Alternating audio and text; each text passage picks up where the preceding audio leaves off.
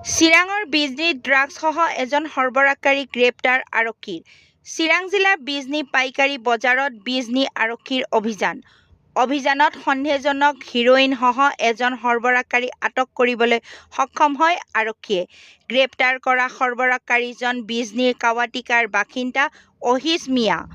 সৰবৰাহকাৰীৰ পৰা এটা AS-15Q8449 নম্বৰৰ এখন স্কুটি জব্দ কৰাৰ লগতে ড্ৰাগছ ভৰ্তি 23টা কণ্টেইনাৰ, এক পেকেট খালী কণ্টেইনাৰ জব্দ কৰে আৰক্ষীয়ে। পিছত জব্দকৃত সামগ্ৰীসহ অহিছ মিয়াক গ্ৰেপ্তাৰ কৰি বিজনী থানালৈ লৈ আনে।